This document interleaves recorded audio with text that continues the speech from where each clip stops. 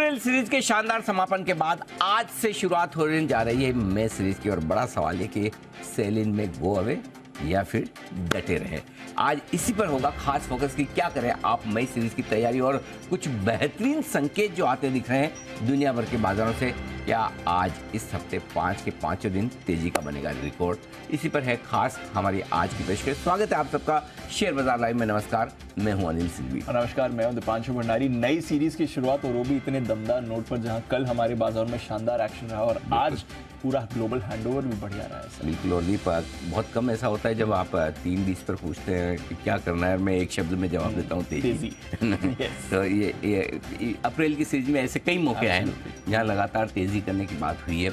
और मई सीरीज की शुरुआत करने के लिए इससे बढ़िया संकेतों की आप उम्मीद कर नहीं सकते हैं। और अप्रैल की सीरीज एक ऐसी सीरीज थी जिसका हम चाहते थे कभी अंत ना हो। बिल्कुल बहुत ही बेहतरीन रही है। तो आइए चलिए आज मई सीरीज की शुरुआत में जो ट्रिगर्स आपके सामने रख दिए जाएं। जोरदार उछाल के साथ अमेरिकी बाजार पिछले 2 दिन के नुकसान की भरपाई करते हुए 550 अंक ऊपर चढ़कर हुए बंद और नैस्डैक में रही 300 अंकों की दमदार तेजी 2% से ज्यादा की। आज से मई वायदा सीरीज की शुरुआत होती दिख रही है और इस सीरीज का पूरा विश्लेषण हम करेंगे और आपके लिए कुछ बेहतरीन एक्शन वहां पर भी आता दिखेगा। एक्सिस बैंक समेत कई सारे नतीजे आए, लंबी लिस्ट है आईटी कंपनियों की भी और दूसरे नतीजे जिनका हम क्विक एक एनालिसिस भी करेंगे, पूरी डिटेल्स भी लेंगे। और आज अल्ट्राटेक निफ्टी में नतीजे पेश करेगा। वायदा कारोबार की 5 कंपनियों के भी रिजल्ट है जिसमें M&M फाइनेंस जैसे ट्रेडर्स फेवरेट काउंटर भी है, तो आज उन पर भी रहेगा पूरा का पूरा फोकस। तो एक्शन पैक दिन के लिए तैयार हो जाइए, सारे काम निपटा कर बैठिए। आज दिन भर आपको सांस लेने की फुर्सत नहीं मिलेगी। ये तो अच्छा है कि ऊपर वाले ने सिस्टम ऑटोमेटेड कर रखा है, आदमी को बताना नहीं पड़ता कि सांस लेनी है, नहीं तो कभी कभी इतना बिजी हो जाए कि भूल नहीं जाए। जी वैसे मार्केट्स भी सांस लेने का टाइम नहीं दे रहे हैं सर। जिस तरह से मूव्स आ रही हैं और शार्प मूव्स आ रही हैं, बड़ी मूव आई है। जब समय दिया तब आराम करने में रह गए। पूरा समय दिया 17,000 के नीचे, जितना समय दिया उतना समय कोई देता नहीं है। आराम से खरीदो 17,000 पे, 16,800 पे, 17,200 पे, 17,500 पे, 17,600 पे, 1700, हर एक लेवल पर समय दे रहे हैं। हर एक लेवल पर समय दे रहे हैं। ये मार्केट बिल्कुल वैसा ही है, 4 कदम चलेगा, थोड़ा रुकेगा, फिर ये 4 कदम चलेगा। ये समझ लो ये बारात वाला मामला है। हाँ, अल्टीमेटली पहुंचेंगे जहाँ आपको पहुंचना है। हाँ, तोरण मारना ही है, नया हाई बनाना ही है। बिल्कुल बनाना, नया हाई बनाना है और नए हाई की तरफ बढ़ेंगे। एक छोटी सी हल्की सी एक आध और अच्छी क्लोजिंग मिल जाए। वैसे तो काफ़ी कुछ ब्रेकआउट्स हो चुके हैं तो उस पर बात करनी है। बिल्कुल, तो आपसे उसी पे बात करनी है। बट हमारे बाजार के ब्रेकआउट को आपने कुछ समय पहले प्रेडिक्ट कर लिया था, मुझे मालूम है। कल भी आप कह रहे थे कि अब ये लेवल्स नई हाई की तरफ आपको मूव करते हुए दिख रहे हैं। आज के लेवल्स पर भी आपसे रहूंगा, बट एक और ब्रेकआउट आपने प्रेडिक्ट किया था और वो है अमेरिकी बाजारों का। एक बार पहले मैं वो सुनाना चाहता हूँ दर्शकों को और उससे फिर राय लूंगा, क्योंकि रिसेंटली 2 दिन पहले ही हमने ये बात भी करी थी इस पर।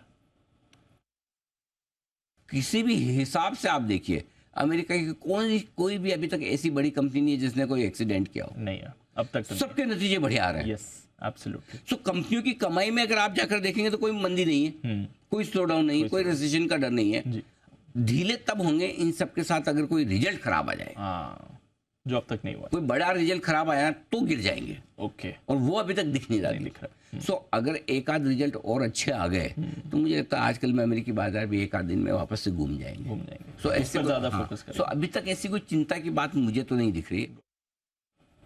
बिल्कुल कोई चिंता की बात नहीं दिख रही है। कल आप कह ही रहे थे कि नतीजे इतने दमदार आ रहे हैं, परसों आप कह ही रहे थे कि एक मूव आ रही है अमेरिकी बाजारों में ब्रेकआउट वाली। अब कल परसों थोड़ा रिएक्शन नेगेटिव था, बट उसके बाद देखिए 2 दिन की जो गिरावट थी कल कवर कर ली और इतने बढ़िया नतीजे आ रहे हैं सर। ये चल के आ रहा है, गजब नंबर आ रहे हैं। मेटा के नंबर 14% स्टॉक भागा है। और देखिए एंड ऑफ डे कोई भी फंड मैनेजर है ना, स्टॉक ही खरीदता है। आप पैसा स्टॉक्स में लगाते हैं, करेक्ट। इकोनॉमी बाकी चीज़ें अपनी जगह, उनकी इंपॉर्टेंस है ब्रॉडर पिक्चर के लिए, लेकिन अल्टीमेटली इन सारी ब्रॉडर पिक्चर को देखने के बाद आप खरीदते क्या है? स्टॉक। तभी आपका पैसा बनता है। और जब तक कंपनियों की कमाई खराब ना और आगे के लिए खराब ना लगे तब तक बहुत मुश्किल है। आप 2 तरीके से कंपनियों की कमाई को खराब सोच सकते हैं। एक तो कंपनी कहे कि हम खराब होने वाले हैं और रिजल्ट्स भी खराब दिखे, और दूसरा आप ये अंदाजा लगाएं कि इकोनॉमी खराब होगी तो ये भी खराब होगी। 2 तरीके। एक तो बॉटम अप अप्रोच है, आप कंपनी के हिसाब से देखें और दूसरा इकोनॉमी के हिसाब से देखें कि अगर भाई इकोनॉमी गिर गई तो कंपनियों की कमाई कैसे आएगी। Correct sir. सो अभी तक अमेरिका में इकोनॉमी गिरने का डर हो सकता है, लेकिन कंपनियों की कमाई खराब होने का डर नहीं है। और कम से कम इस रिजल्ट सीजन में तो अभी तक कहीं दूर दूर तक नहीं है। और यही वजह कल का 500 पॉइंट का उछाल जो आया डायम मेरे लिए सरप्राइजिंग नहीं है। मेरे लिए सिर्फ एक दिन डिले हुआ है। हाँ, मैं उम्मीद कर रहा था शायद कल ही घूम जाएगा, आई मीन परसों जब बात हाँ, तो वो परसों के बजाय कल, एक आध दिन आगे पीछे होना कोई बहुत बड़ी बात नहीं है। और ये जो तेजी बनी है अमेरिका में कल के सेशन में, ये एक दिन की नहीं है। अच्छा, हाँ, ओके, ये चलेगी। ये चलेगी। स्पीड धीमी रहेगी। स्पीड दुनिया भर में सारे बाजारों की स्पीड धीमी रहेगी। आप वो अनाप शनाप तेजी वाले बाजार में मत जाइए। उसका रीजन है दीप कि जब तक ये क्लैरिटी नहीं है कि ब्याज दरें अगली बार नहीं बढ़ेंगी, करेक्ट, जब तक ये क्लैरिटी नहीं कि इन्फ्लेशन और ज्यादा कमजोर होकर कंट्रोल वाली रेंज में आ रहा है, तब तक तेजी से नहीं बढ़ सकते आप। Got it. बढ़ेंगे, धीमे धीमे बढ़ेंगे। Got it. क्लियर है। सो अब दो चीजों पर हमें फोकस करना है। अमेरिकी बाजारों की तेजी डायरेक्शन क्लियर है, धीमे धीमे ऊपर जाने को तैयार है, यहां से भी बढ़ेंगे, पहली बात। दूसरी बात, कंपनी के रिजल्ट्स के हिसाब से आपको कोई टेंशन लेने की जरूरत नहीं। और अब ये तो हो गई मार्केट की, आपकी स्टॉक्स रिलेटेड और परफॉर्मेंस है। अब आइए इकोनॉमी रिलेटेड। कल नंबर आया जीडीपी के, 1.1%, 2% के सामने कम आया, बहुत कम आया, जबकि लो बेस था। उसके बावजूद कमजोर आया। इसका मतलब क्या है कि इकोनॉमी धीमी हो रही, यही तो आप चाहते हैं। फेड को तो ये चाहिए, बराबर है। महंगाई, बेस इफेक्ट आने लगा। अगर जिन लोगों को याद ना हो, मैं फिर याद दिला दूं, यही पिछले साल मई था जब आप लोगों की नींद उड़ी हुई थी। 8-9% थी उस समय में। 9% की महंगाई इसी महीने में थी, मई में। तो मई में भी कितना फर्क होता है वो आपको नजर आएगा कि पिछले मई में महंगाई की चिंता आसमान पर, इस मई में महंगाई कम होने की उम्मीद आसमान पर। ठीक है। सो महंगाई घटने की उम्मीद है, इकोनॉमी ठंडी हो रही, रेसेशन है नहीं है अलग बात है, लेकिन धीमापन तो है। और वो महंगाई को काबू में लाने की कोशिश करेगा, तो वो डेटा भी अच्छा ही है। अब अगर मुझे बताओ दीपू, जीडीपी का नंबर खराब होने के बावजूद क्यों 550 पॉइंट तक बढ़ेगा? क्यों? अब एक इंटरेस्टिंग तीसरी चीज जो अमेरिका में फंसी हुई है, जो मेक और ब्रेक वाला मामला है जी। पॉलिसी आने की तैयारी में फेड की, 85% लोग मान रहे एक और ब्याज दरें बढ़नी चाहिए। अब वैसे देखा जाए तो बेस इफेक्ट और साथ ही आपकी जीडीपी ग्रोथ, दूसरे डेटा को देखकर आपको लगना ये चाहिए कि भाई क्यों, अभी क्या जरूरत है? अब तो जरूरत नहीं है। सो अब क्या हो सकता है? या तो फेड बढ़ाए ना, नहीं बढ़ाया फेड ने इस बार ब्याज दरें, तो अमेरिकी बाजार ऐसे भागेंगे आप पकड़ ही नहीं पाएंगे। Correct sir. ठीक है, फिर तो मूव आएगी। समझो फेड की मीटिंग तक जाते जाते अगर ये उम्मीद बनने लगी कि ब्याज दरें बढ़ाने के मामले को लेकर 50-50 टाइप मामला हो जाए, बढ़ेगी नहीं बढ़ेगी, चलो बढ़ा दी, लेकिन बढ़ाने के बाद अगर क्लियर कट हिंट ये दे दे कि ये आखिरी है, और ये हिंट दे दे कि हमारा कॉन्फिडेंस है कि अब आपका कंट्रोल में आ जाएगा महंगाई का मामला, तो भी बढ़ जाएंगे। सो अमेरिकी बाजारों को गिरने के लिए कुछ बड़ा एक्सीडेंट चाहिए। Right, correct sir. अब एक्सीडेंट तो कोई कह के नहीं आते, पहले बताते नहीं कि एक्सीडेंट किस चीज का होगा। सही बात है ना, सही बात। बैठे बैठे चेयर गिर जाए ये भी हो सकता है। सही बात तो वो पता नहीं। तो एक्सीडेंट कब होगा, किसका होगा, किस वजह से होगा, वो हमें पता नहीं। जो नहीं पता है उसके चक्कर में जिंदगी क्यों खराब करनी। सही बात है। जो पता है उसको तो ढंग से कर ले। बिल्कुल। तो पता साफ दिख रहा है कि चीजें ठीक होनी चाहिए, फिर तो अपनी किस्मत है। अगर खराब लिखा ही किस्मत होना तो कहीं भी हो जाएगा। सो आई थिंक आप जो प्रेडिक्ट कर सकते हैं, जो अंदाजा लगा सकते हैं उन फैक्टर्स के दम पर, तो वो फैक्टर्स आपको थोड़ा बेहतर होने के संकेत दे रहे हैं। इसलिए व्यू पॉजिटिव रखिए, और इस मीटिंग में, फेड की मीटिंग के बाद बहुत कुछ आपके लिए क्लैरिटी आ जाएगी। और हो सकता है फेड को संकेत लेने हो तो आरबीआई गवर्नर से ले लें। हाँ, बिल्कुल हमने पहले ही पोज कर दिया है। 100%। अब टाइम आ रहा है, एक ज्यादा से ज्यादा एक हाइक कर भी दे तो आगे पोज करने की संभावना है। तो इसलिए शायद हाइक से डर नहीं लग रहा, क्योंकि ये मान रहे कि चलो हो गई, अब इसके बाद बस इस वक्त मार्केट अगला ट्रिगर तेजी के लिए ये चाहता है कि ब्याज दरें बढ़ना कब रुकेगी। हाँ, ये ट्रिगर चाहिए। क्यों? रिजल्ट वाला तो आ गया। अब तो ये ट्रिगर नहीं रहा। अब आगे बढ़ने के लिए जो मार्केट के माइक्रो फैक्टर्स का ट्रिगर तो आपने डिस्काउंट कर लिया, मैक्रो फैक्टर इकोनॉमी का ट्रिगर चाहिए। इकोनॉमी के ट्रिगर में दो चीजें हैं, महंगाई कम होने का संकेत, ब्याज दरें में बढ़ने का, बढ़त रुकने का संकेत। ये दोनों जिस दिन आ गए, आग लगेगी अमेरिका में। देखो होता है कि थोड़ा सा इंतजार। कब है पॉलिसी की मीटिंग? वेडनेसडे को, अगले हफ्ते। सोमवार को आप छुट्टी पे? हाँ, नहीं, सोमवार को तो ऑफ कोर्स आप और मैं दोनों अच्छा, तो सोमवार को मैं और दीप दोनों छुट्टी ले रहे हैं, तो प्लीज आप सुबह सुबह 8 बजे स्विच ऑन करके ये मत सोचिए कि क्या हो गया, एक साथ छुट्टी ले लिया अनिल जी और दीप जी ने। तो महाराष्ट्र डे, लेबर डे, छुट्टी मनाएंगे। सोमवार को हमारा दिन है, लेबर डे। यस, हम श्रमिक है भाई, इसमें क्या है। ओके, चलिए, तो ये तो आप कह रहे हैं अमेरिका अच्छा है, कोई वहां से नहीं है। अच्छा, हमारे बाजार के लिए बताइए, जबरदस्त रिबाउंड रहा अप्रैल सीरीज का, जो आपने सीरीज की शुरुआत में, मुझे याद है वेडनेसडे था जब एक्सपायरी भी हो रही थी, उसी दिन आपने कह दिया था कि अब जो ट्रेंड है वो पॉजिटिव रहना चाहिए, 3 सीरीज नेगेटिव हो गई हैं, चौथी नहीं होनी चाहिए, और वैसा ही रहा।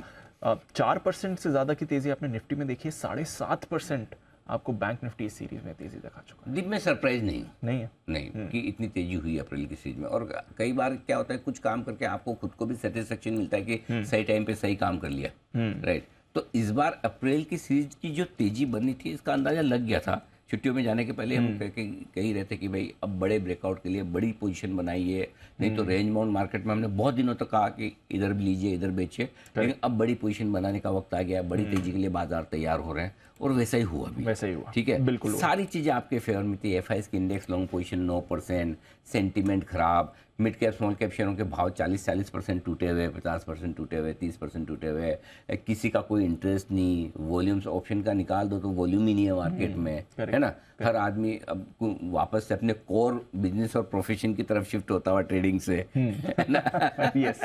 ये सारी चीजें, और Twitter trolling index life time high पर था। ये सारे ट्रिगर्स थे जो नो ब्रेनर्स हैं, जहां पर आपको की खरीदारी करनी है।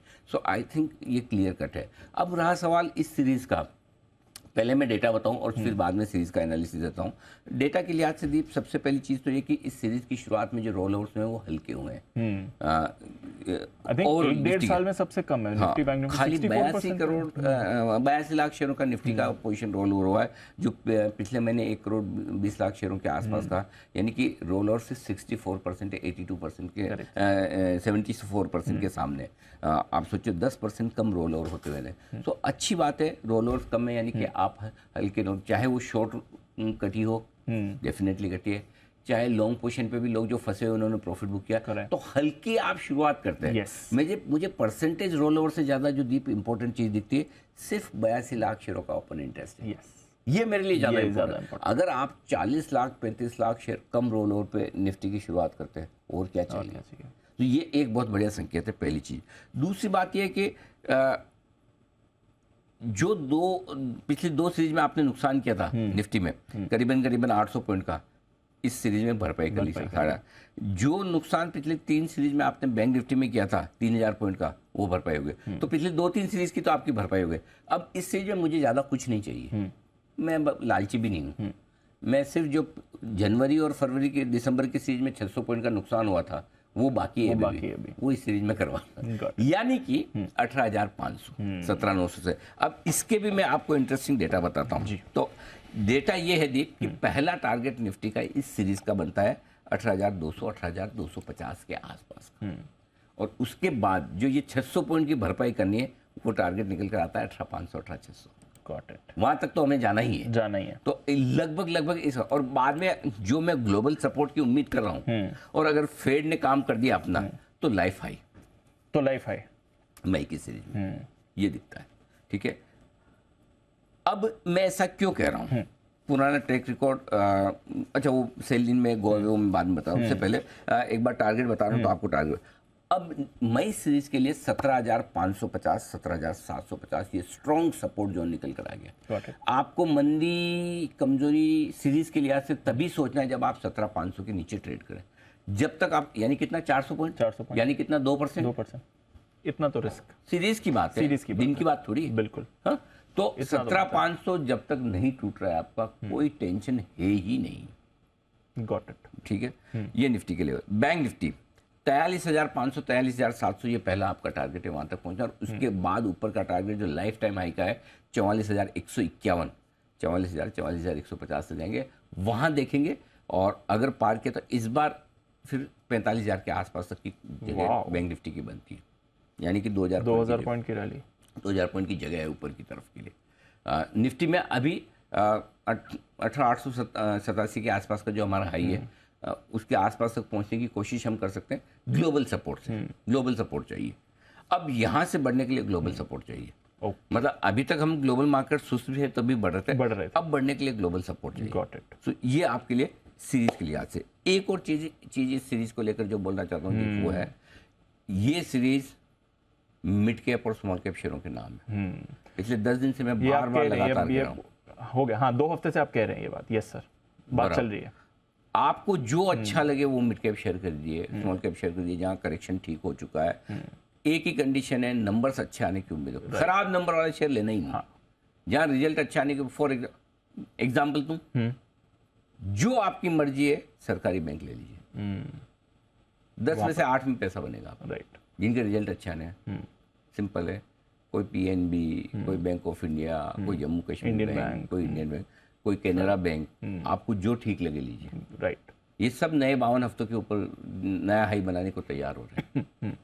ये आपका क्लियर ट्रेड है। रेलवे स्टॉक्स जो आपको समझ में आए ले लीजिए। Correct sir. और तेजी बनी रही है मेरे ख्याल से। रेलवे स्टॉक तो सबसे पहले हम इतने बुलिश हुए रेलवे में, और मैं आपको बोलता हूँ जिन लोगों को रेलवे स्टॉक की तेजी में डाउट होना, वो कुछ नहीं करें, जाएं यूट्यूब पे, गूगल पे, और रेल मंत्री है हमारे अश्विनी वैष्णव साहब, उनके 2-4-5 इंटरव्यू पढ़ ले, सुन, आप उनके फैन हो जाएंगे। भाई आप कोई कंपनी खरीदते हैं तो उसके प्रमोटर देखते हैं। जी बिल्कुल, कि प्रमोटर का क्या विजन है, क्या कर रहा है, कैसे ट्रैक हुआ।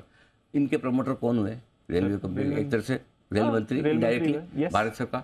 उनका विजन आप देखेंगे, जो खर्चा, हर हफ्ते तो नई वंदे भारत चल रही है, जो काम हो रहा है ना इंफ्रास्ट्रक्चर पर रेलवे, जो आपको मतलब, दूसरी बात है कि ज्यादातर कंपनियों की प्रमोटर सरकार है, गवर्नेंस इशू नहीं है। Yes, exactly. सरकारी कंपनियों में, सरकारी बैंकों में पैसा बनेगा ही बनेगा, वहां पे फोकस करें। तो ये आपके लिए सारा इस सीरीज का आउटलुक।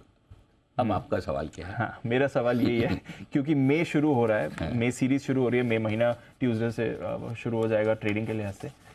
हर बार कहा जाता है सेल इन में गो अवे, पिछले साल तो ये बहुत ज्यादा ही सच हुई है भविष्यवाणी। इस बार क्या, सेल इन में या स्टे इन में? जिसको बेच के जाना जाए, बेच के जाए, जो बचे रहेंगे वो पैसा बनाएंगे। पैसा बनेगा। ये पता नहीं भाई साहब, भी मतलब मेरे को लगता है कोई फंड मैनेजर ऐसा होगा जिसके बच्चों की स्कूल की छुट्टी मई के महीने में होती होगी। हाँ। तो उसको अपने बॉस से छुट्टी लेनी होगी, तो वो बोलेगा बॉस में सारा एक बार पोजीशन है, प्रॉफिट बन रहा है, अप्रैल की सीरीज अच्छी थी, बेच देता हूँ मई में। तो सर कहते भी सेल इन में गो अवे, ये वहीं से निकला, वहां से।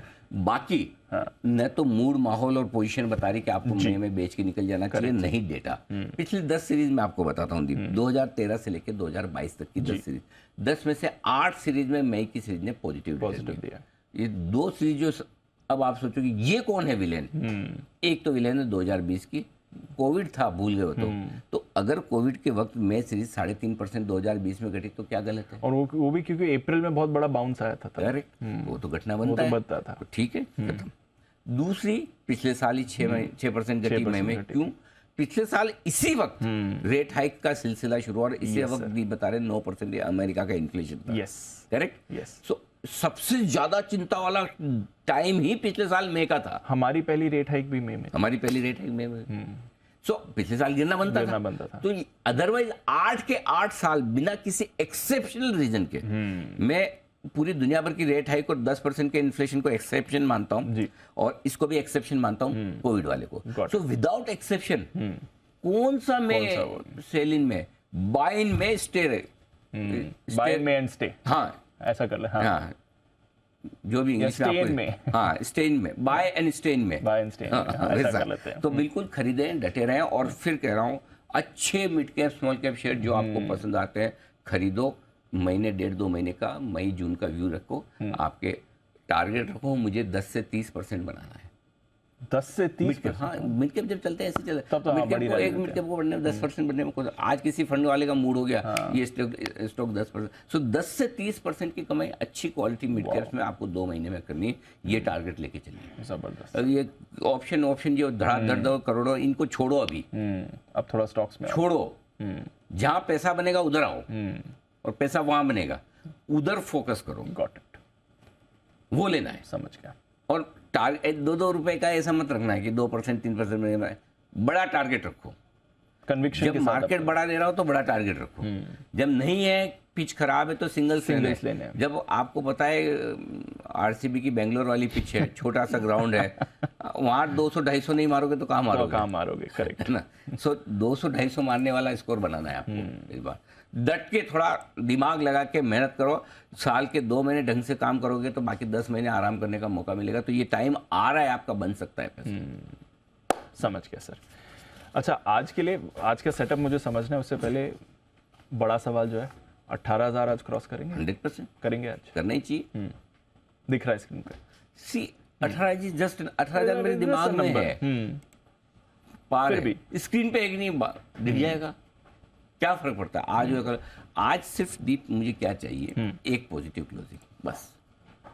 हफ्ते के 5 दिन में पॉजिटिव बंद हो रहा हूँ, 17,850 के ऊपर बंद हो रहा हूँ, 23,000 के आसपास बंद हो रहा हूँ। I am good, got it. हाँ, अगर सरप्राइज आना ही आज तो पॉजिटिव साइड पे आएगा, नेगेटिव साइड पे नहीं। समझ गया। शॉक नहीं आएगा, सरप्राइज आएगा। सो वी ऑल सेट, 18,000 के ऊपर जाने के लिए तैयार। चलिए सर, फिर बताएं आज का setup. Global positive, FIIs positive, DIIs neutral, FNO neutral, sentiment positive, trend neutral. 3 positive, 3 neutral, no negative. Trend पकड़ लिया। 17,800 के ऊपर बंद हो गया, 43,000, 17,800। एक दिन और, एक ही दिन, एक दिन और। हाँ, मैं एक दिन और, एक्सपायरी भी थी। हाँ, कल एक्सपायरी थी, इसलिए मैंने ट्रेंड चेंज नहीं किया। मुझे लगा, मैं जब बना रहा था नोट्स तो मैंने श्रेष्ठा को बोला दीप देख लेना, पूछेगा कि ट्रेंड न्यूट्रल है, लेकिन मैंने पर्पजली न्यूट्रल रखा था। और आपने सही पकड़ा कि एक दिन और मैं इंतजार करूंगा कि चलो एक दिन और। तो आज पॉजिटिव मिल जाए तो फिर ठीक है। Strong support zone, strong bye zone एक ही दिया है, 17,775, 17,850। गलती से इस रेंज में अगर आ जाए, आएगा नहीं तो आपको खरीदना ही खरीदना है। ठीक है।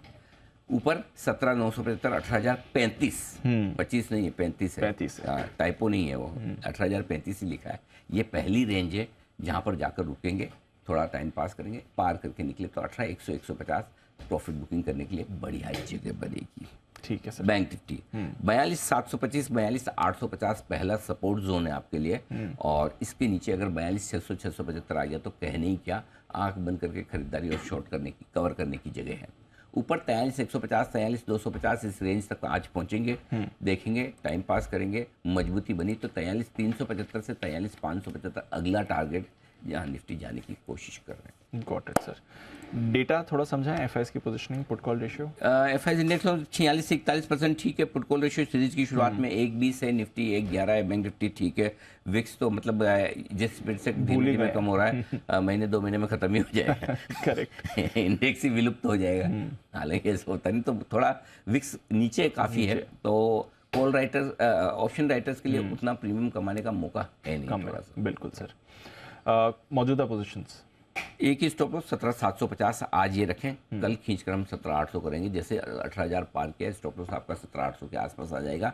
अब 50 पॉइंट के लिए क्यों फालतू के रिस्क, इसलिए 17,750। और बैंक निफ्टी के लिए 42,600, 400 पॉइंट दूर है, यही रखिए कोई, ताकि आपका ट्रिगर ना हो और आप तेजी को पार्टिसिपेट कर पाए। शॉर्ट साइड पर कल के हाइस के ऊपर का स्टॉप लॉस आपको रखना है। एक तो वो तरीका है जी। दूसरा ये कि 18,025 का रख लें। तो 18,025 के ऊपर बंद हो रहे हैं, क्लोज हो रहे हैं, पार कर रहे हैं दिन के दौरान, तो काट के खत्म करें।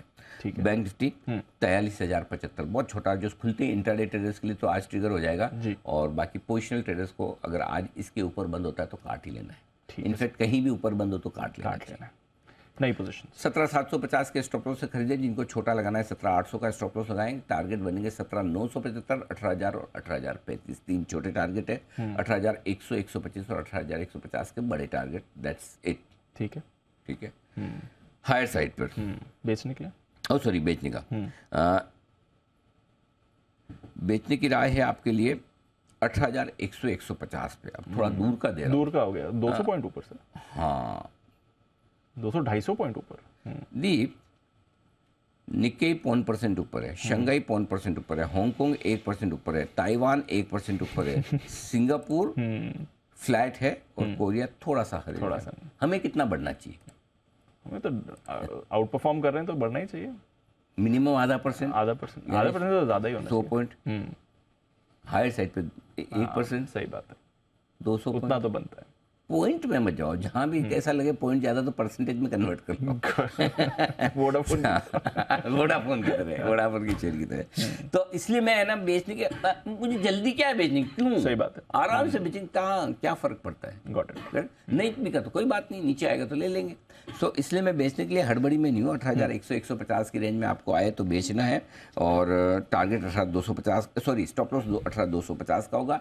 टारगेट 18,035, 18,000, 17,975, 17,925 और 17,850 तक के टारगेट के लिए करनी है बिक वाली, इससे ज़्यादा नहीं। ठीक है सर। बैंक निफ्टी खरीदना है 42,600 के स्टॉप लॉस के साथ। जिनको छोटा लगाना है कल के लोस के नीचे 42,700 का भी आप लगा सकते हैं। टारगेट 43। एक चीज और, लंबे समय बाद भी आज बैंक निफ्टी पे लॉन्ग साइड पे 8 टारगेट आए। नहीं तो जनरली आजकल 4-5 टारगेट से मैं टारगेट 6 से ज़्यादा देता नहीं है, लेकिन आज नेचुरली रेंज भी है और लेवल्स भी वैसे निकल के आ रहे हैं। 43,075, 43,150। अच्छा एक चीज़ और याद होगी आपको, कल मैंने रेंज ऊपर की जो दी थी 43,000, 43,150। आमतौर पर मैं कभी भी 42,000, 43,000 उस लेवल को देता नहीं, लेकिन लेवल निकल के आ रहा था। और आप देखो कल बंद 43,000 ही जाके हो। एग्जैक्ट, क्योंकि वो लेवल निकल के आ रहा है। तो लेवल ऐसा नहीं कि राउंड फिगर वाला लेवल नहीं निकलता है कि हम सेफर साइड पे 42,975, 950 दे दें या 43,000, 25-50 दे दें, नहीं, वो लेवल निकल के आ रहा था। तो इसलिए आज के लिए जो ऊपर के लेवल है 43,075, 43,150, 43,200, 43,250, ये तो हो गए आपके सारे छोटे अचीवेबल है। इसके ऊपर थोड़ा बढ़ने में जोर चाहिए। 43,300, 375 मीडियम टारगेट है। 43,425, 475 और उसके बाद 575 तक के टारगेट बनते हैं, जो 9वां हो जाता है, इसलिए लिखा नहीं मैंने। लेकिन दिल में इच्छा थी मेरी थोड़ी और ऊपर के भी लिखूं। अब आइए जिनको शॉर्ट करना ही है, जिनको करना ही, देखिए कोई न कोई तो बेचेगा तभी कोई खरीद पाएगा। सो शॉर्ट सेलर को आप कभी इग्नोर भी नहीं कर सकते, करना भी नहीं चाहिए। उनके लिए भी स्ट्रेटेजी है। कई बार लोग बोलते हैं आप तो लेने की भी स्ट्रेटेजी दे रहे हो और आप बोल रहे हो इससे ऊपर भी जा सकता, तो फिर बेचने की क्यों? ये तो बफे है, आपको बफे में क्या खाना है? करेक्ट। अगर किसी को बोले, कोई बोले मैं तो खाली मिठाई खाऊंगा और किसी को बोले मैं मिठाई का हाथ ही नहीं लगाऊंगा, तो आपको अगर बेचना है तो ये स्ट्रेटजी। एग्रेसिव ट्रेडर्स को 43,375 पे सोचना शुरू करना है कि बेचूं कि नहीं बेचूं। मूड माहौल देखकर 43,575 के आसपास तो बहुत बढ़िया है, टुकड़ों में बेचें, मूड माहौल देखकर बेचें और 43,650 का लगा दें स्टॉप लॉस। टारगेट जो बनेंगे 43,300, 43,250, 43,200, 43,150, 43,075, 43,000 और 42,875। अब मजे की बात ये थी कि जैसे हम 43,000 के ऊपर की रेंज में जा रहे हैं, तो 43,000 से लेकर 43,700 के आसपास की रेंज में बहुत मल्टीपल लेवल निकल के आएंगे, 50-50, 75 पॉइंट के। कहीं कहीं आपको 200-200 पॉइंट तक लेवल नहीं मिलते, 300-250 पॉइंट तक यहाँ लेवल ही लेवल मिलेंगे, क्योंकि आप उस रेंज में जा रहे हैं। और क्यों ये बताता हूँ, जब हमने लाइफ टाइम हाई पिछला बनाया था 44,151 का, तब आपको याद होगा लंबे समय तक हम 43,000 के ऊपर बने रहे, नीचे भी नहीं जाते थे और 44,000 के ऊपर भी नहीं जाते थे। उस रेंज में हमने लंबा वक्त बताया। जिस रेंज में आप लंबा वक्त बताते हैं वहाँ पर लेवल्स बढ़ जाते हैं, और जिस रेंज में आप लंबा वक्त नहीं निकाल, जल्दी से गिर जाते हैं, जल्दी से बढ़ जाते हैं, वहाँ लेवल्स की कमी रहती है। तो अब हम ज़्यादा लेवल वाले जोन में प्रवेश कर रहे हैं। गॉट इट सर, ठीक है। डेटा कुछ नहीं है, कोई काम के नहीं। कुछ 17,800 खाली एक ही है। 17,800 के ऊपर जब तक आपके दिमाग में आने ही नहीं चाहिए कहीं कमजोरी है। 17,800 के पुट पर 76 लाख शेयर हैं, कॉल्स पर 52 लाख शेयर हैं, और बाकी कोई खास ऐसी पोजीशन न ऊपर मैंने। और बैंक निफ्टी तो ऐसा समझो है ही नहीं। ठीक है। और कल वैसे भी फंड्स का तो एक्सपायरी एडजस्टमेंट था, तो फिर वहाँ छोड़ नहीं। वैसे लगातार तीसरे दिन कैश में खरीदारी है एफआईएस की तरफ से, ये ध्यान रखेगा। और क्योंकि नई सीरीज है तो जीएनएफसी और जी ये दोनों बैन से बाहर भी आ चुके हैं। चलिए, ये है आपके लिए पूरी की पूरी स्ट्रैटेजी। नंबर्स भी कई सारे आए सर, ऑलमोस्ट 9 नंबर्स हैं आई थिंक, जो आज निफ्टी और एफएनओ के रिएक्ट करने वाले। उसमें कुछ खास दिखा आपको? और इसीलिए मैं स्टॉक्स पे बहुत डिटेल में नहीं दे रहा हूँ, मैं आपको इन जनरल एक्सिस बैंक से शुरुआत करते हैं। Number not bad, not great. Loss जो आया 5,700 करोड़ का एक्सपेक्टेड लाइन पर है। बिजनेस ग्रोथ ठीक है, लेकिन ऐसा कुछ नहीं आया एक्सिस बैंक में कि जिसकी वजह से 3-4% ये बढ़ जाए, ऐसा भी नहीं कि 3-4% घट जाए। Got it. सो मेरे ख्याल से नीचे में 850, 860 स्ट्रॉन्ग सपोर्ट है, ऊपर में 890, 900 के आसपास या 910 के आसपास ये रुक जाएगा। तो 15-20 रुपए ऊपर नीचे की रेंज में रहेगा, कुछ खास होने वाला नहीं है। तो और वैसे भी आप देखो, नए HDFC बैंक ने ICICI बैंक रिजल्ट के बाद बहुत रिएक्शन दिया है। Correct. और स्टॉक 5 दिन से भी फ्लैट है। यानी कि पूरी स्ट्रीट कंफ्यूज है, नंबर अच्छे आएंगे या खराब आएंगे। अभी भी कंफ्यूज है, नंबर अच्छे हैं या खराब है। Correct sir. हाँ, कुछ ब्रोकरेज जेफरीज ने थोड़ा टारगेट बढ़ाया है, बाकी दो ने घटाया है। तो एक्सिस बैंक कुछ भी नहीं है। दूसरा ACC नंबर्स कमजोर हैं, लेकिन बहुत घटेगा इसमें मुझे डाउट है, 1-2% शायद घट जाए, इससे ज़्यादा मुझे नहीं लगता। हालांकि क्योंकि डालमिया भारत से आपको समझ में आ गया था कि नंबर्स डिले आने हैं सीमेंट कंपनी के, तो वो कंफर्मेशन आ रही है, तो बढ़ तो नहीं सकता इन नंबर्स पे, थोड़ा बहुत कमजोर हो सकता है। विप्रो नंबर्स कमजोर है, इसमें कोई डाउट नहीं है। और विप्रो से तो लोगों ने उम्मीद ही छोड़ दी कि ये रिजल्ट ना भी दे तो भी फर्क नहीं पड़ता लोगों को, ठीक है।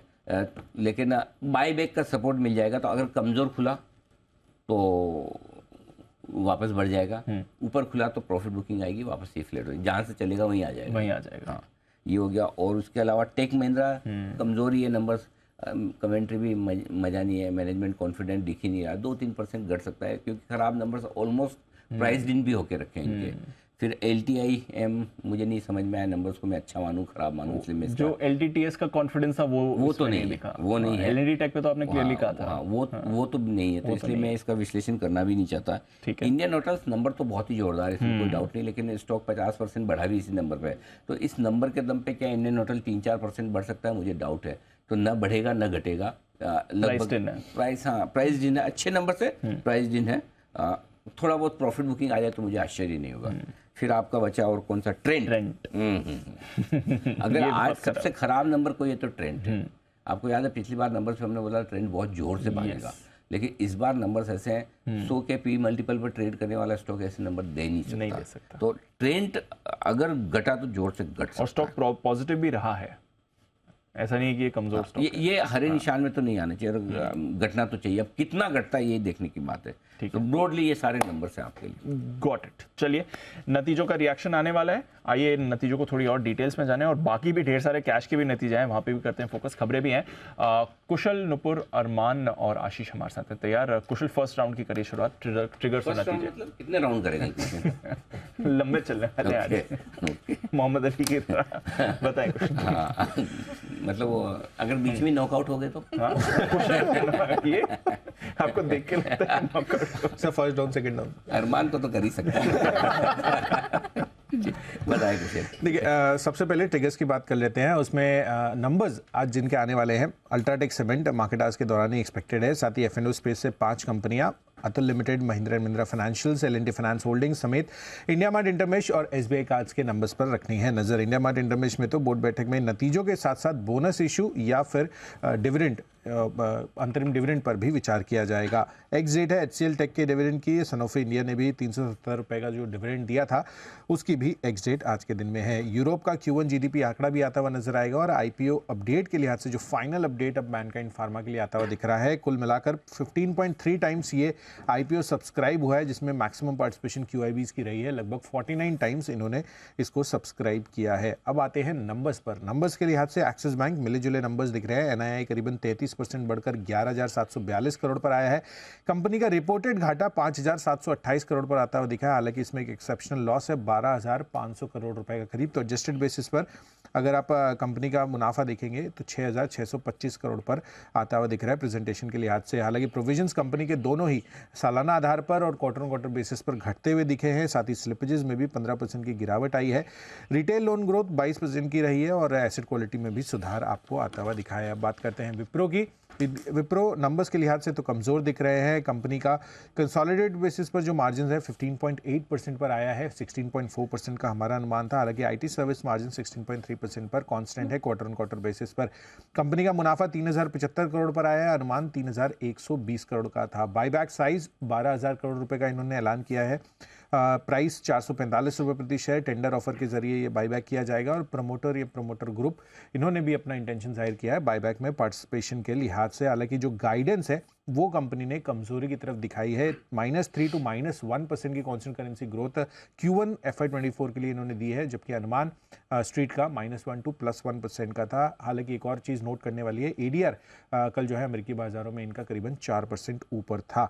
यही नहीं, अंत में टेक महिंद्रा पर भी नजर रखिए, नंबर्स यहाँ पर भी कमजोर दिख रहे हैं। मार्जिन्स 9.6% पर आए रिपोर्टेड बेसिस पर, एडजस्टेड बेसिस में इंपेयरमेंट को एडजस्ट करेंगे तो 11.1% पर ये मार्जिन्स आए हैं। अनुमान 11.8% का था। मुनाफा 1118 करोड़ 1315 करोड़ के अनुमान के मुकाबले, और कंपनी का अगर आप कॉन्स्टेंट करेंसी ग्रोथ देखेंगे तो वो 0.3% पर आता हुआ दिखा है। तो लार्जली नंबर्स यहाँ पर भी कमजोर साइड पर दिख रहे हैं। ओके, तो ये है आपके लिए first round of earnings. Nupur, बताएं आपके पास कौन से नंबर्स हैं? Good morning. एफएनओ स्टॉक्स के साथ शुरुआत करके फटाफट रिजल्ट बता देती हूँ। एलटीआई मॉनिटरी जहाँ पे कंपनी की जो आय है वो अनुमान से कम आती दिखी है, लेकिन मार्जिन पिछली तिमाही से वहाँ पे आपको इम्प्रूवमेंट दिखेगा। 14% से बढ़कर इस बार 16% के आसपास आते दिखे, और अनुमान भी था उससे भी थोड़े से बेटर यहाँ पे मार्जिन आते दिखे। श्रीराम फाइनेंस का Q4 के नतीजे काफ़ी स्ट्रॉन्ग है। NII में करीबन 66% की ग्रोथ है।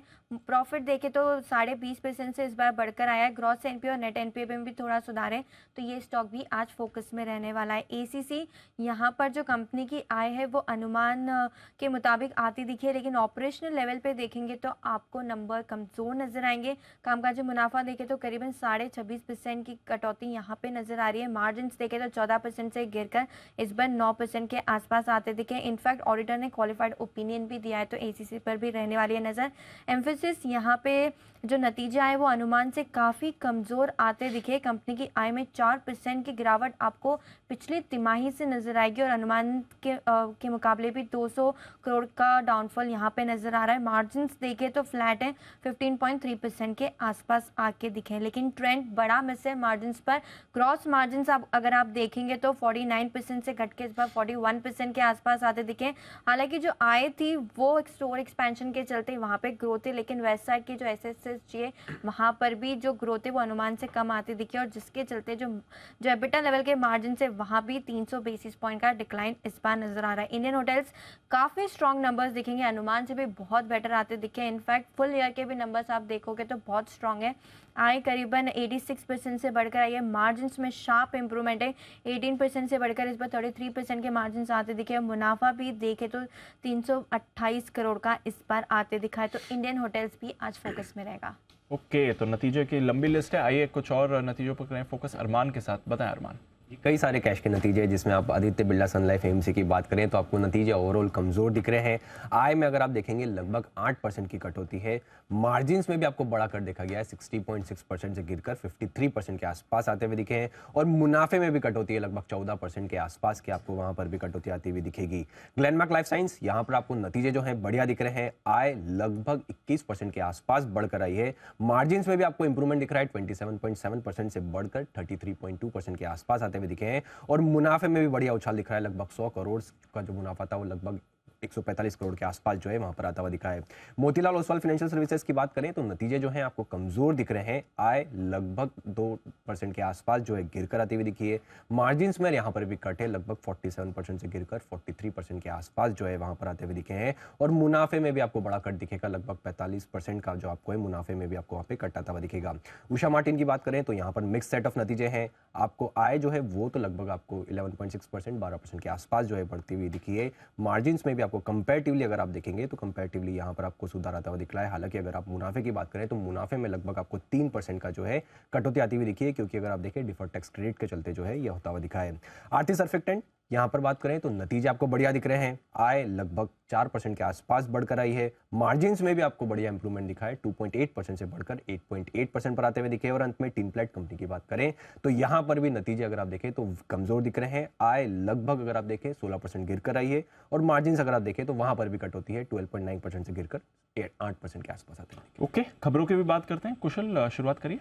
देखिए, खबरों में फोकस रहेगा आज गोदरेज कंज्यूमर रेमंड पर, क्योंकि रेमंड कंज्यूमर केयर ने अपने एफएमसीजी कारोबार को 2825 करोड़ में गोदरेज कंज्यूमर जीसीपीएल को यहां पर बेच दिया है। कैश बेसिस पर यह अधिग्रहण पूरा होगा। स्लम सेल के जरिए 10 मई तक ये अधिग्रहण पूरा किया जाएगा। साथ ही कंपनी ने जो रेमंड है अपने लाइफस्टाइल कारोबार को रेमंड कंज्यूमर केयर में डिमर्ज कर दिया है और इसके जरिए आप देखिए यहाँ पर जो डिमर्ज किया है, अब B2C पर इनका फोकस रहेगा और दोनों कंपनियां अलग अलग अब लिस्ट होती हुई नजर आएंगी। रेमंड तो लिस्टेड है ही, साथ ही रेमंड कंज्यूमर केयर ये भी लिस्ट हो जाएगी और रेमंड लिमिटेड के हर 5 शेयर के लिए आरसीसीएल के जो शेयर मतलब रेमंड के जो शेयर धारक है उनके 4 शेयर मिलते हुए नजर आएंगे। डिमर्जर की प्रक्रिया 12 से 13 महीनों में पूरी की जाएगी, तो इस पर आप फोकस रखिए। आरबी इंफ्रा यहाँ पर Nehru outer ring road Hyderabad के जो टीओटी है यानी कि जो टोल ऑपरेट और ट्रांसफर मॉडल है उसके जरिए इनको HMDA यानी कि हैदराबाद मेट्रोपॉलिटन डेवलपमेंट अथॉरिटी से लेटर ऑफ अवार्ड मिलता हुआ दिखा है, तो इस वजह से ये फोकस में रहेगा। अच्छी खबर इनके लिए आती हुई दिख रही है। और अंत में वैस्कॉन इंजीनियर्स, यहाँ पर Maharashtra state police housing and welfare corporation से करीबन 382 करोड़ का ऑर्डर मिलता हुआ दिखा है। 36 महीनों में इस ऑर्डर को पूरा किया जाएगा। ओके, और फाइनल सेट ऑफ खबरें नुपुर आपके पास बताएं। बिल्कुल, LIC जहाँ पे फ्रंट रनिंग के केस में LIC के अधिकारी समेत 5 पर पाबंदी लगा दी गई है और सेबी ने निर्देश दिया है ये, और 3.25 करोड़ का जो अवैध लाभ हुआ है उसे भी जमा कराने के लिए निर्देश दिए गए। तो LIC पे आज आपको रखनी नज़र। PI इंडस्ट्रीज कंपनी की सब्सिडरी ने एक्विजिशन किया है। फार्मा API और CDMO स्पेस में एक्विजिशन किए गए 2 एक्विजिशन है और इसकी जो कॉस्ट है वो करीबन 920 करोड़ की है। तो PI इंडस्ट्रीज भी आज फोकस में रहने वाला है। और लास्ट में साटिन क्रेडिट का है जहाँ पे आदित्य बिरला सन लाइफ म्यूचुअल फंड ने करीबन 3.35 लाख शेयर्स बेचे, 2.1% हिस्सेदारी घटाई है।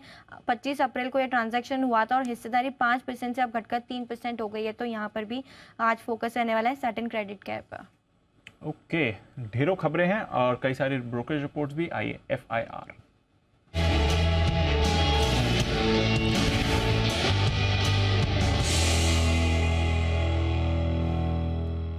मॉर्निंग आशीष, पहले टॉप रिपोर्ट्स के बारे में बताएं। Good morning Deepanshu. Axis bank के साथ शुरुआत करता हूं। यहाँ पर अगर आप देखें तो ब्रोकरेज हाउस मान रहे हैं कि नतीजे अच्छे हैं लेकिन एडजस्टेड तौर पर, जैसे कि मॉर्गन स्टैनली बता रहे हैं कि अगर आप इनको वन ऑफ्स को हटा दें तो इनका जो मुनाफा का आंकड़ा है इनके अनुमान से 18% ज़्यादा देखने को मिला है। सबसे ज़्यादा बुलिश नजर आ रहे मॉर्गन स्टैनली, इन्होंने ओवरवेट की रेटिंग के साथ 1200 रुपये का लक्ष्य दिया है। फिर मैक्वायरी अगर आप देखें तो ओवरवेट की रेटिंग के साथ सबसे कम लक्ष्य दे रहे 940 रुपये का। बाकी JP मॉर्गन 1000 का लक्ष्य दिया। जेफरीज खरीदारी की राय दे रहे 1150 रुपये के लक्ष्य के लिए 881 की क्लोजिंग है। HUL यहाँ पर भी देखिए कल नतीजे आए थे, ब्रोकरेज हाउस की तरफ से रिपोर्ट्स आई है। मॉर्गन स्टैनली सबसे कम लक्ष्य दे रहे हैं इक्वल वेट की रेटिंग के साथ, और जो लक्ष्य इन्होंने थोड़ा सा घटाया भी है, 2497 से घटाकर 2408 कर दिया है। लेकिन बुलिश जो है नजर आ रहे हैं HSBC, हालांकि इन्होंने भी टारगेट थोड़ा सा कट किया है, 3050 से घटाकर 2950 कर दिया है। 2470 की क्लोजिंग है। अब कमेंट्री अगर आप देखें तो मान रहे हैं कि फोरकास्ट के हिसाब से रेवेन्यूज़ को भी देखें और मार्जिन्स को भी देखें तो अनुमान से कमज़ोर नतीजे आए और वॉल्यूम ग्रोथ भी जो है एस्टिमेट से कम है, इसके चलते आप पर नज़र रखनी है। मॉर्गन स्टैनली ने इक्वल वेट की रेटिंग के साथ टारगेट कट जो है किया है 2497 से घटाकर 2408 रुपये कर दिया है। JP मॉर्गन ने भी ओवरवेट की रेटिंग दी है और लक्ष्य में 50 रुपये की कटौती कर 2750 रुपये का लक्ष्य दिया है। विप्रो यहाँ पर भी नतीजे नोमिरा न्यूट्रल की रेटिंग दे रहे हैं, लक्ष्य 380 से घटाकर 370, 374 की कल की क्लोजिंग है। JP मॉर्गन अंडरवेट की रेटिंग दे रहे हैं, लक्ष्य 360 से घटाकर 350, और सिटी ने भी बिकवाली की राय दी है, 350 से लक्ष्य को घटाकर 340 कर दिया है। और कौन सी रिपोर्ट्स हैं आशीष आपके पास? दीपांशु, कोफोर्ज जहां पर इंटरेस्टिंग रिपोर्ट आई है जेफरीज की तरफ से, जहां पर रेटिंग को कर दिया गया है अपग्रेड, यानी पहले अंडर परफॉर्म की रेटिंग ये दिया करते थे, अब ये होल्ड की राय दे रहे हैं, और जो लक्ष्य ये भी थोड़ा सा इन्होंने एडजस्ट किया, 3650 से बढ़ाकर 3760 रुपये कर दिया, लेकिन करंट मार्केट प्राइस से कम है क्योंकि 4051 की क्लोजिंग है। और ये मान रहे कि जो रेवेन्यूज़ का आंकड़ा है इनके अनुमान से बेहतर देखने को मिला, लेकिन मुनाफे का अनुमान इनके हिसाब से थोड़ा सा यहाँ पर मिस हुआ है। जो एस्टिमेट्स हैं वो इन्होंने थोड़े 4% बढ़ाए, जिसके चलते आपको फोकस रखना है। नोमेरा खरीदारी की राय दे रहे, लक्ष्य इन्होंने 4800 से बढ़ाकर 4920 रुपये कर दिया है। LTI माइंट्री एक और IT स्टॉक के रडार पर रखे, मॉर्गन स्टैनली ओवरवेट की रेटिंग दे रहे, लक्ष्य इन्होंने घटाया है 5600 से घटाकर सीधे 5250 कर दिया है, 4320 की क्लोजिंग है। श्रीराम फाइनेंस जेफरीज होल्ड की रेटिंग दे रहे हैं, लक्ष्य इन्होंने 1430 से बढ़ाकर 1445, हालांकि स्टॉक ऑलरेडी 1405 पर चल रहा है। वहीं मॉर्गन स्टैनली ओवरवेट की रेटिंग दे रहे 1580 रुपये के लक्ष्य के लिए। लॉरस लैब्स बड़े कमजोर नतीजे आए थे, जेफरीज ने रेटिंग को कर दिया गया है डाउनग्रेड किया, होल्ड से आप अंडर परफॉर्म की रेटिंग दे रहे हैं और जो लक्ष्य है वो भी घटा है, 325 से सीधे घटाकर 250 रुपये का लक्ष्य दे रहे हैं। 292 की क्लोजिंग है और मान रहे कि हर लिहाज से अगर आप देखें तो इन्होंने मान रहे कि नतीजे कमजोर आए। ईपीएस के अनुमान में काफी बड़ी कटौती की है, 22 से 23% की कटौती ईपीएस के एस्टिमेट्स में कर दी है। एसीसी पर फोकस रखेगा, मॉर्गन स्टैनली अंडरवेट की रेटिंग दे रहे हैं, 1751 का कल की क्लोजिंग है, 1615 रुपये का टारगेट दे रहे हैं और मान रहे कि जो कामकाजी तौर पर नतीजे आए इनके अनुमान से कमजोर है। जेफरीज खरीदारी की राय दे रहे 2800 रुपये के लक्ष्य ले और अंत में इंडियन होटल, जहां पर अगर आप देखें तो नतीजे अनुमान से काफी बेहतर है और जेफरीज भी ये कह रहे हैं कि लगातार सरप्राइजेस यहां पर देखने को मिल रहे हैं। मैं खरीदारी की राय को उन्होंने बरकरार रखा है, 340 की क्लोजिंग, 380 का टारगेट। तो ये है आपके लिए सारी की सारी ब्रोकरेज रिपोर्ट जिन पर रहेगा आज भरपूर एक्शन, और इस एक्शन को आज ही नहीं पूरी सीरीज के लिए आगे बढ़ाने के लिए तैयार है एक्सपर्ट्स का दमदार पैनल। वक्त है पिक ऑफ द डे का। आओ पिक ऑफ द सीरीज। क्या लोग ऑब्जेक्शन ले ले तुरंत ही बोल दे pick of the series, slip of tongue, sorry.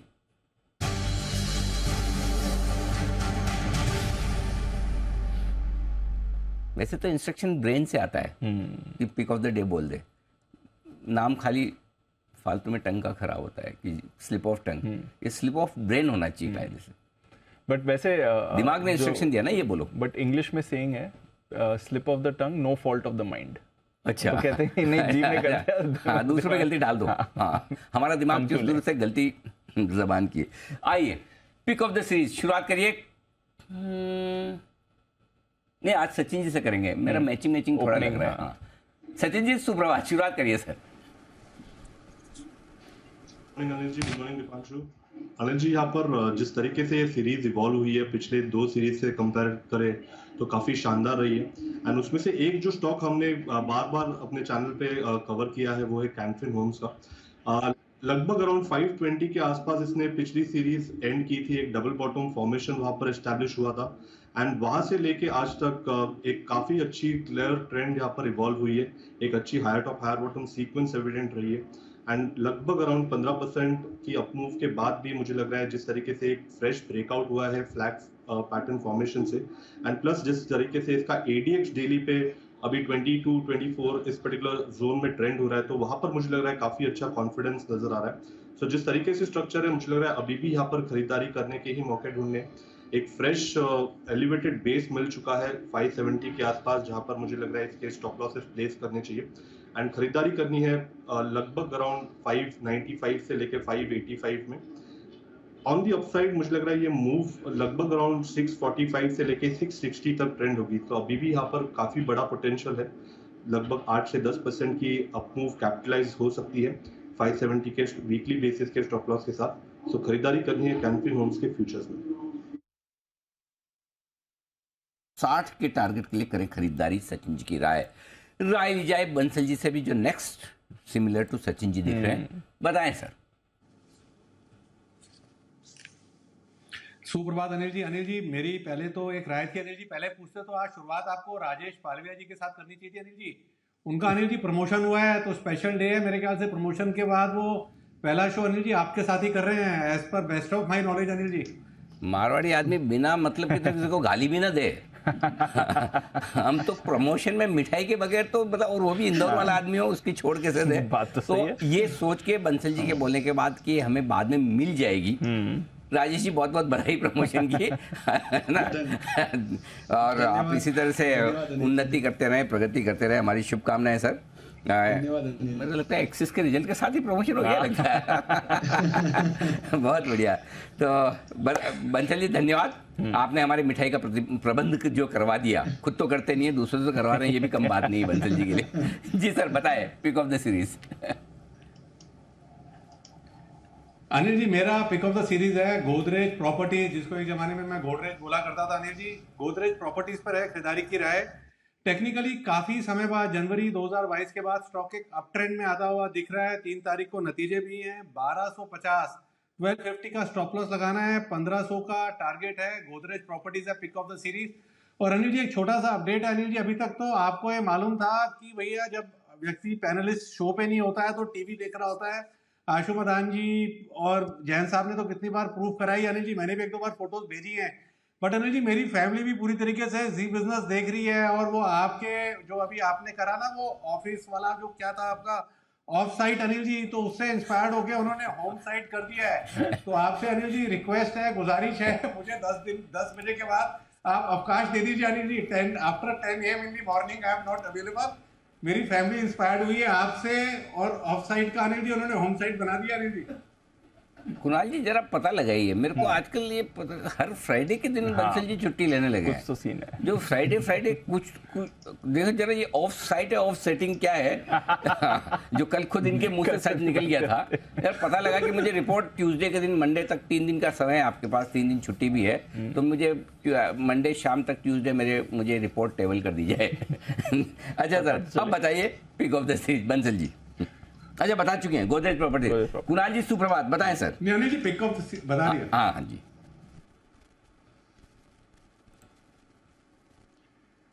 सुप्रभात अनिल जी, सुप्रभात दीपांशु। अनिल जी सबसे पहले तो अनिल जी बिल्कुल आपने जो काम सौंपा है अनिल जी, मैं आज ही से मुस्तैदी से लग जाता हूं, और अनिल जी सारे तथ्य और इसके अलावा भी अगर अनिल जी कोई फाइंडिंग्स हुई मेरी तो वो आपके सामने मैं मंगलवार तक रख दूंगा। और दूसरी बात अनिल जी, कुछ भी कहिए अनिल जी, ये जो आपने टी शर्ट्स पहनी है आप बिल्कुल कॉलेज बॉयज लग रहे हैं अनिल जी, आप सभी लोग। तो अनिल जी ये टी शर्ट वाकई में जच रही है, और विशेष रूप से अनिल जी आप पर ये गुलाबी टी शर्ट काफी अच्छी लग रही है। धन्यवाद सर, इसकी जेरोक्स करवा के भिजवाता हूँ आप सबको भी। थैंक यू सर, बहुत बहुत धन्यवाद। बताएं सर।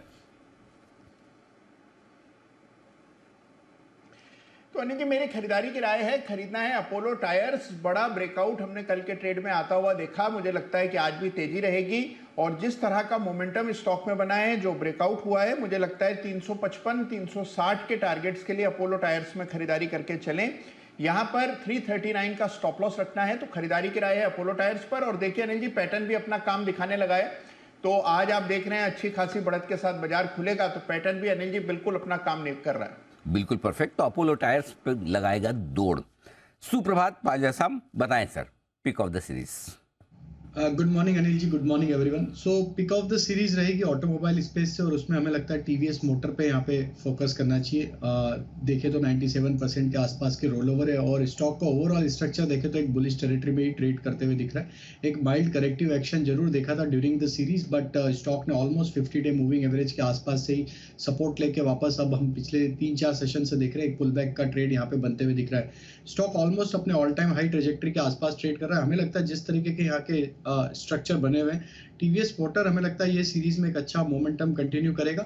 1200 से लेके 1220 तक के अपसाइड के टारगेट हम इसमें एक्सपेक्ट कर रहे हैं। स्टॉप लॉस होगा यहाँ पे करीब 1090 के आसपास का। ओके, तो ये है आपके लिए टीवीएस मोटर्स इस सीरीज के लिए। सुमित जी सुप्रभात, बताएं सर आपका share. Good morning Anil ji, good morning Anil जी। मुझे ऐसा लग रहा है कि अभी यहाँ से जो स्टॉक में तेजी देखने को मिल सकता है वो है यूपीएल के अंदर साइडवेज मूव देखने को मिल रहा है। लास्ट 2 दिनों में स्टॉक ने लोअर लेवल से रिबाउंड दिखाने का शुरुआत कर दिया है। स्टॉक के अंदर कल एक अच्छा मोमेंटम बना था। स्टॉक यहाँ से पुल बैक बाउंस बैक जरूर दिखाना चाहिए। यूपीएल के अंदर यहाँ से खरीदारी करके चलने का सलाह रहेगा। कोई भी 5-7 रुपए का डे पाए तो खरीदारी करें। 715 रुपए का इसके अंदर नीचे में स्टॉप लॉस बनेगा। ऊपर में पहला टारगेट बनेगा 745 का, दूसरा टारगेट बनेगा 760 रुपए का। तो यूपीएल में खरीदारी करके चलने का सलाह रहेगा 715 के स्टॉप लॉस से 745 और 760 के टारगेट्स के लिए। ओके, और आइए अब तैयार हैं सिद्धार्थ जी भी अपनी इस सीरीज का शेयर बताने के लिए। Siddharth ji good morning. Good morning Anil ji, good morning Dipanshu, good morning सारे पैनलिस्ट और दर्शकों को। Anil ji pick of the series के हिसाब से ये केमिकल स्टॉक मुझे बहुत जच रहा है, और वो है नवीन फ्लोरिन। पहला टारगेट जो शॉर्ट टर्म हो सकता है सीरीज के लिहाज से 5050 इसका टारगेट हो सकता है, और लंबे समय के लिए किसी ने रख लिया तो 5400 जैसे हम जानते हैं कि रेफ्रिजरेंट गैसेस और स्पेशलिटी केमिकल की कंपनी है नवीन फ्लोरिन। मार्जिन थोड़े से बढ़ के आ सकते हैं, स्ट्रॉन्ग प्राइसिंग है, डिमांड बेहतर होती दिख रही है, और सबसे बड़ी चीज है कि एग्रो केमिकल से अच्छी डिमांड है। मुनाफे भी 36% से आने वाले 2 साल में ग्रो हो सकते हैं, और कैपेसिटी एक्सपेंशन भी कंपनी देख रही है करीबन 1000 करोड़ का। तो नवीन फ्लोरिन पे मेरी खरीदारी की राय है सीरीज के लिहाज से 50-50 का टारगेट। ओके, तो ये है आपके लिए नवीन फ्लोरिन खरीदारी करने का है। 50-50 मतलब 50-50 ऐसा मत सोचे कि या तो तेजी होगी या मंदी होगी। 5050 ये टारगेट है, नहीं तो लोग ये भी समझ जाएंगे या तो तेजी होगी या मंदी। 50-50 लग रहा है। सिद्धार्थ जी पूरे कॉन्फिडेंट नहीं दिख रहे हैं। सिद्धार्थ जी पूरे कॉन्फिडेंट और इसलिए 5400 का टारगेट भी रखा है, लंबा वाला, बड़ा वाला।